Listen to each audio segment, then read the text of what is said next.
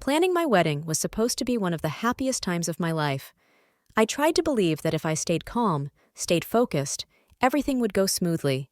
It wasn't easy, not with Vanessa involved. She always needed to be the center of attention. When we were children, it was innocent enough. Crying louder, speaking over me at every chance, throwing tantrums until my parents caved. As adults, the tactics became more subtle, but the goal remained the same. Vanessa had to outshine me.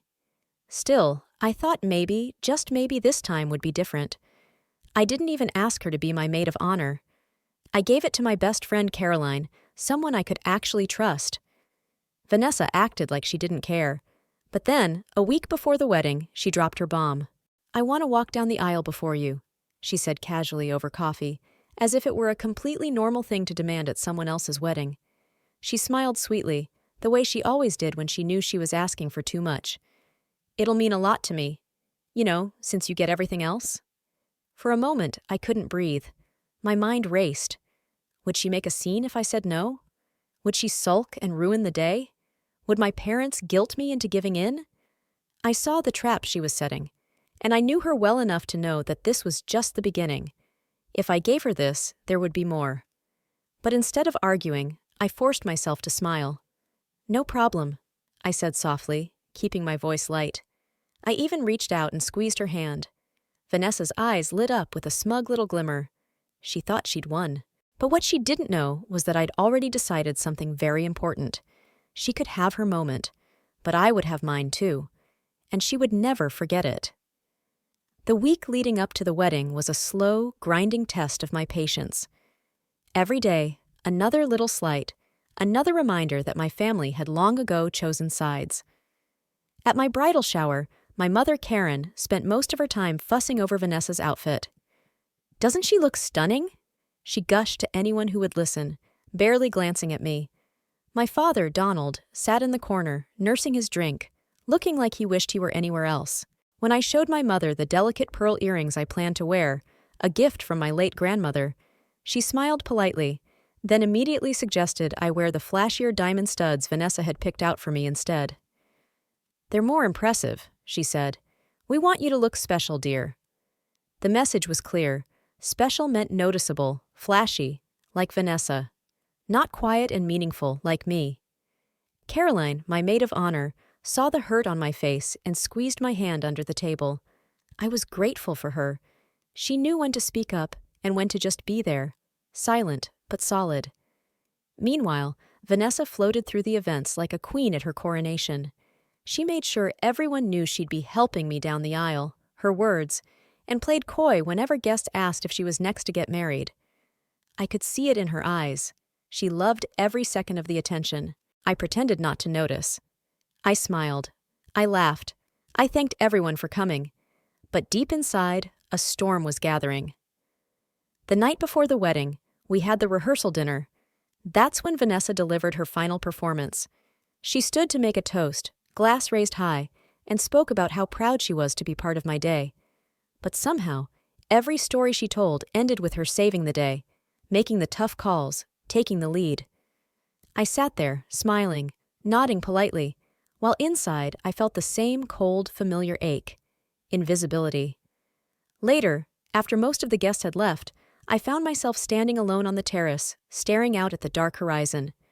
Caroline found me again, silent at my side. "You're too good to them," she said finally, her voice low. "You always have been." I didn't argue. I knew she was right. But the thing was, tomorrow, I wasn't going to be invisible. Not anymore. The morning of my wedding broke with pale sunlight leaking through the heavy curtains of the small bed and breakfast where we were staying. The air smelled of coffee and lilacs from the garden. I sat at the vanity, staring at my reflection, the soft ivory of my dress pooled around me like a quiet sea.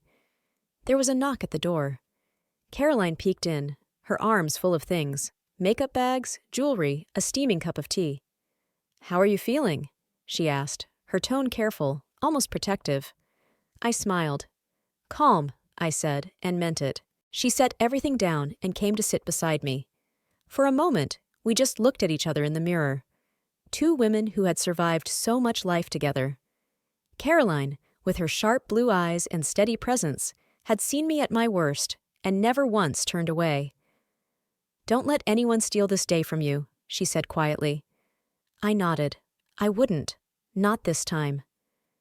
As we started getting ready, the familiar chaos erupted just outside the door.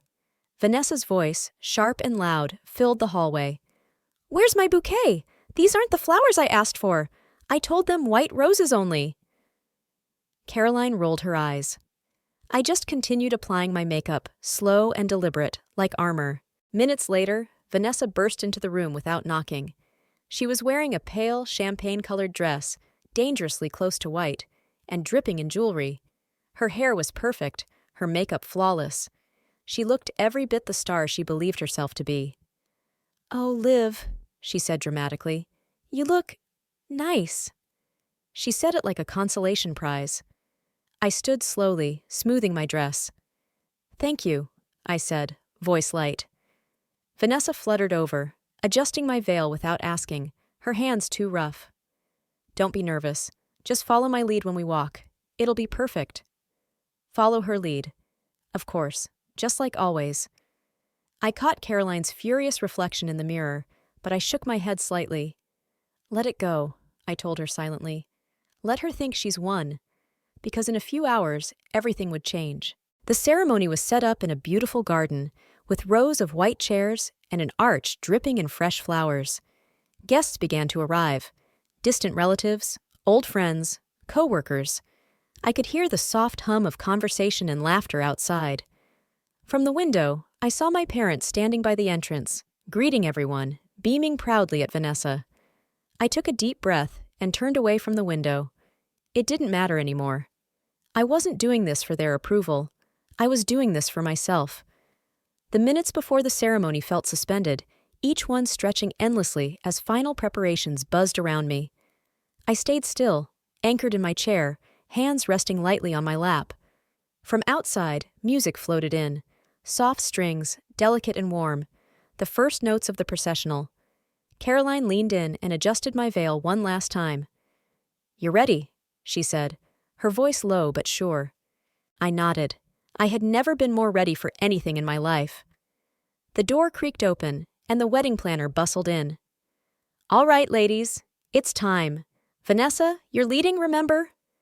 Vanessa beamed like a pageant queen, clutching her bouquet dramatically against her chest. She turned to me with a triumphant smile, as if she were bestowing a great honor by going before me. "You'll be right behind me," she said sweetly, her tone dripping with self-importance. I only smiled and nodded, allowing her to believe she was in control. Every part of me felt steady, calm. No more second-guessing, no more shrinking back. The planner directed Vanessa to the start of the aisle. She stood there, posing slightly, adjusting the drape of her dress for maximum effect. She glanced back once, just to make sure I was watching. I was. The music shifted into the traditional march. Slowly, deliberately, Vanessa stepped forward into the aisle. All heads turned toward her. Cameras flashed. Murmurs rippled through the seated guests. How beautiful she looked, how confident. And she lapped it up, moving at a slow, careful pace, soaking in the attention. Behind the scenes, Caroline whispered urgently to the planner. The woman's face blanched slightly, but she nodded quickly, glancing at me with wide eyes. Right on cue, as Vanessa floated halfway down the aisle, the music abruptly shifted again. A bold, triumphant piece Olivia had personally chosen, but never announced. A second set of doors, previously closed, swung open at the side of the garden, and I stepped through. A spotlight hit me, arranged quietly by Caroline the night before. A murmur of genuine surprise rippled through the guests. All heads turned, away from Vanessa. The photographer, instructed ahead of time, pivoted toward me. So did the videographer. There was a beat, a stunned, frozen beat, before the applause began. Not polite clapping. Real, heartfelt applause. I took slow, steady steps forward, my dress glowing in the afternoon sun, my face serene. Vanessa, stuck in the middle of the aisle, turned, confused. Her expression shifted from triumph to something raw and ugly. But she could do nothing, because everyone had already moved on. The day belonged to me now, exactly as I had planned. I moved forward slowly, savoring each step as the applause continued around me. The smiles on the guests' faces, real, warm, sincere, wrapped around me like a long-lost embrace. I could see it in their eyes. This was the bride. This was the moment they had been waiting for. And it was mine. I barely glanced at Vanessa as I passed her, standing awkwardly to the side of the aisle. For the first time in my life, I didn't feel the need to explain myself, to soften the blow. She had made her choices, and now she could live with them. At the altar, Michael, my fiancé, stood tall and proud, his eyes locked on mine. His quiet confidence gave me strength. He hadn't been blind to what had been happening with Vanessa. He had just trusted me to handle it my way. As I took my place beside him, the music softened. The officiant welcomed everyone warmly, his voice carrying easily across the garden. I stole one glance back. Vanessa had finally started moving again, slipping quietly into the first row, her face tight, her jaw clenched. My parents sat on either side of her, exchanging quick, confused looks. For once, they didn't seem to know what to say. Good. The ceremony flowed like a gentle river after that. Vows were exchanged, rings slipped onto fingers, promises made. I meant every word, and so did Michael. There were tears, happy ones, and laughter when the officiant told a brief story about how Michael and I had met at a broken-down bookstore downtown, both reaching for the same tattered novel. For a precious half hour, it felt like nothing could touch me. Not the years of being overlooked. Not the small, constant betrayals. Not even Vanessa. We were pronounced husband and wife, and as Michael kissed me, the guests erupted again in applause and cheers.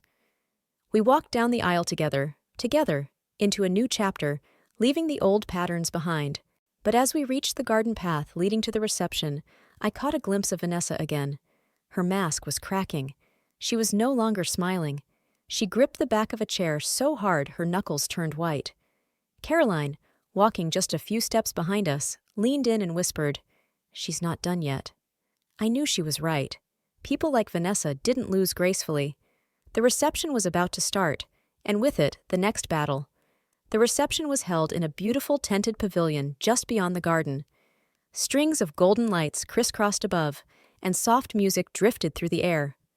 The tables were dressed in white linens and bursting with fresh flowers. It should have been perfect. And for a few blissful moments, it was. Michael and I made our entrance to a warm cheer. We floated from table to table, greeting guests, sharing hugs and laughter. I could feel the genuine affection in the room. These people were happy for us, for me. But out of the corner of my eye, I could feel Vanessa's presence. Heavy, simmering, waiting. At her table, she sat stiffly between our parents, who whispered urgently to her, trying to calm her down. I knew that look. I had spent my life reading it. She was calculating. The first cracks came during the toasts. Caroline stood first. Her voice, warm and slightly trembling, spoke of loyalty, of friendship that had survived life's worst storms. She raised her glass to me, and the entire room followed. Then Michael's best friend Daniel told a funny, heartfelt story about the time Michael had almost ruined our first date by getting hopelessly lost, only for me to find him standing in the rain outside the wrong cafe. The laughter was genuine, the smiles wide.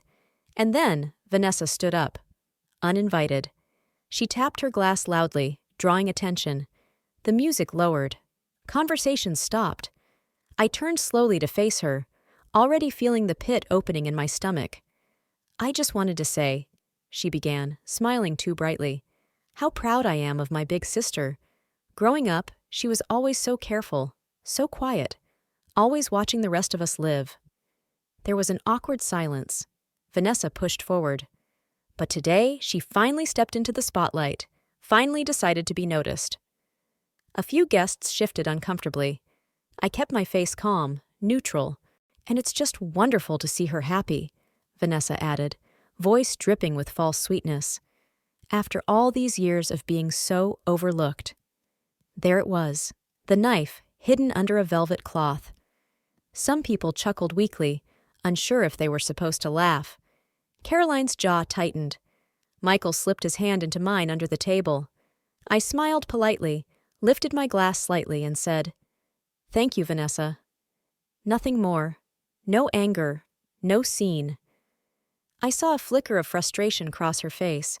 She wasn't used to me refusing to play along, but something told me she wasn't finished. The night was still young, and Vanessa had never been one to lose quietly. After Vanessa's forced toast, the atmosphere in the tent shifted subtly. The laughter that followed the earlier toasts was thinner now, a little strained, as if everyone sensed the crack just beneath the polished surface.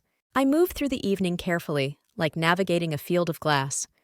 I made small talk, danced the first dance with Michael under the soft lights, posed for photos with guests.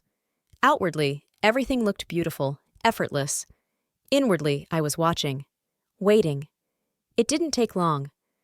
During dinner, I noticed Vanessa slipping away from her table, clutching her phone tightly. Her movements were sharp, agitated.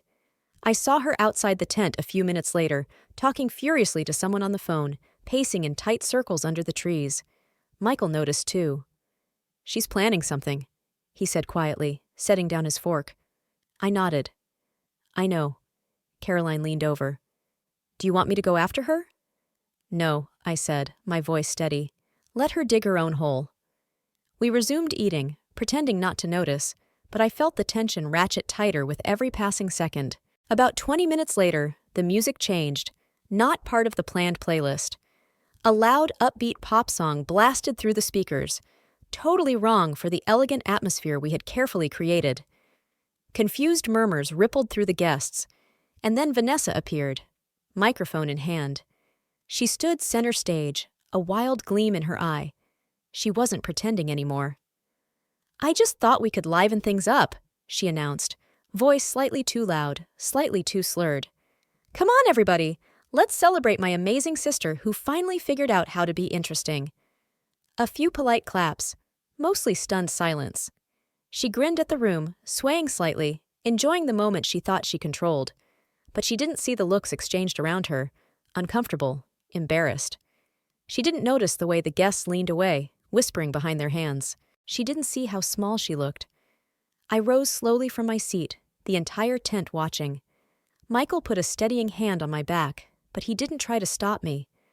I walked to the edge of the dance floor, stopping just short of Vanessa. I smiled.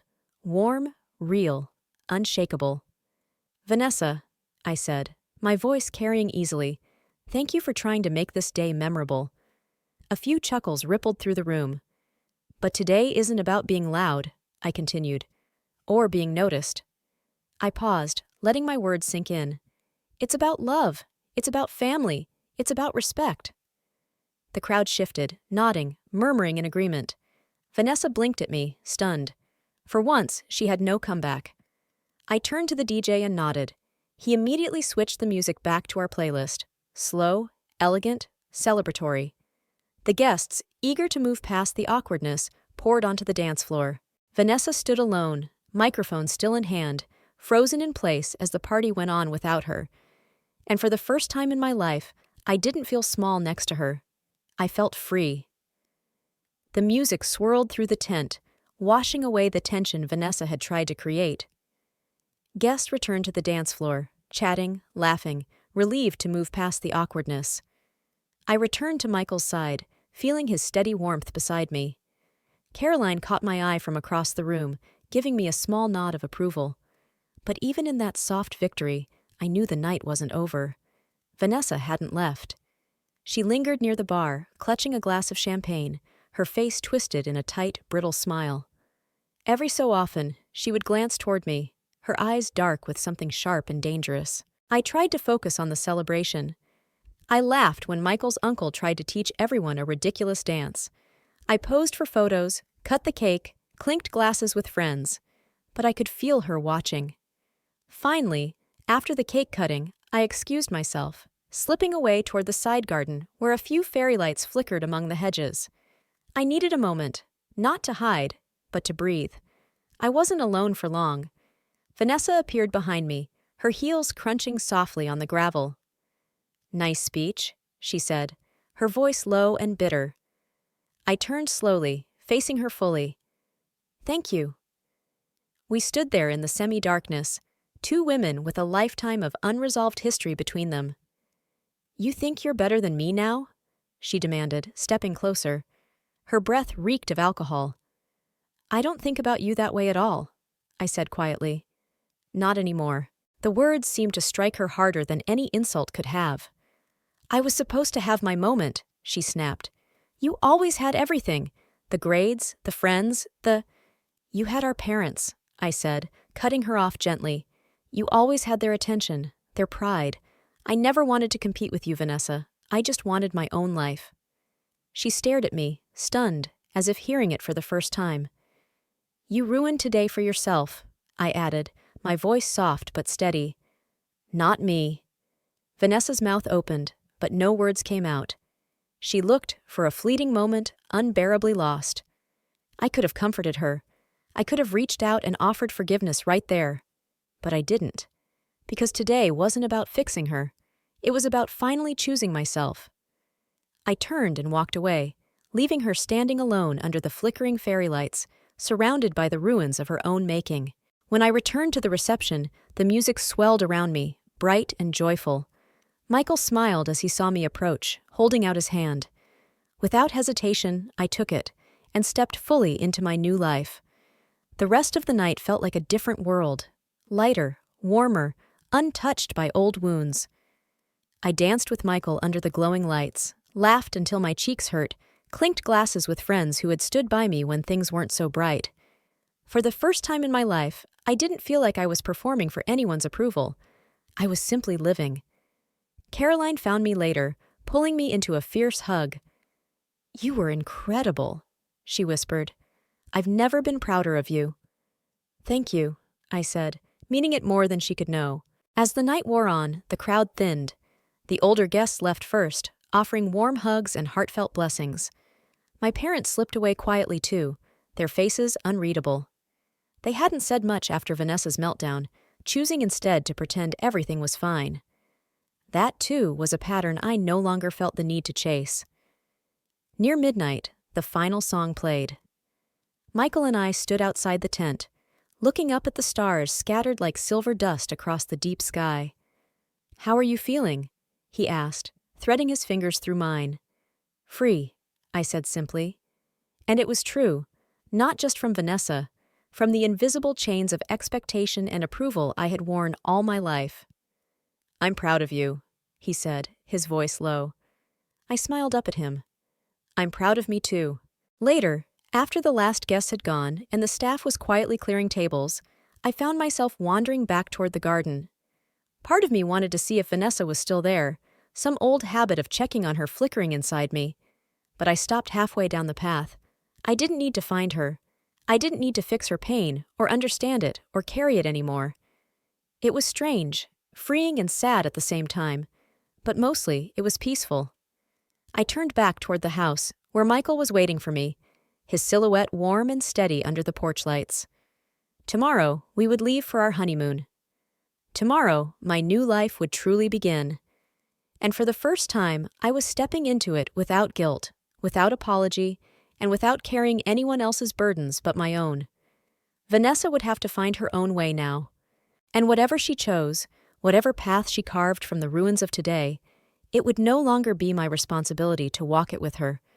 My life was finally, fully mine. The next morning, the world looked different. The sun poured through the windows of our small hotel suite, warm and golden. Michael was still asleep beside me, breathing deeply, his hand resting lightly over mine. I watched him for a moment, feeling a deep, quiet gratitude. Not just for him, though I loved him deeply, but for myself, for the woman I had finally become. When I slipped out of bed and padded across the room, my wedding dress still hung neatly in the corner, its soft folds catching the morning light. It looked exactly the way I had dreamed it would, timeless, strong, and quietly beautiful. The memories of the night before floated back to me, the laughter, the music, the soft clink of glasses, the warmth of real, chosen family. And yes, the shadow of Vanessa too. But even that memory felt distant now, like something that had happened in another lifetime. There were no messages from her on my phone, no apology, no angry words, nothing at all. For the first time, I didn't feel that familiar pang, that desperate, aching need to fix it. Instead, I hoped sincerely that one day she would find her own way. But whether she did or didn't was no longer my cross to bear. I spent a quiet hour writing thank you notes, sipping coffee in the soft stillness of the morning. Michael stirred eventually, wrapping his arms around me from behind, pressing a kiss into my hair. "We made it," he murmured, half asleep. "We did," I whispered back. And more than that, I had made it through something much bigger than a wedding. I had crossed a bridge in myself. Later, as we packed for our honeymoon, I found a small photo tucked into my bag. It was from the wedding, me and Caroline, laughing uncontrollably, mid-spin on the dance floor. Someone, probably Caroline, had slipped it there without saying a word. I smiled at it, feeling tears prick my eyes. Not sadness, not regret. Gratitude. Gratitude for the people who loved me quietly and fiercely. Gratitude for the woman I had fought so hard to become. I slipped the photo into my journal, where it would stay, a reminder not of a day stolen or broken, but of a day I had reclaimed.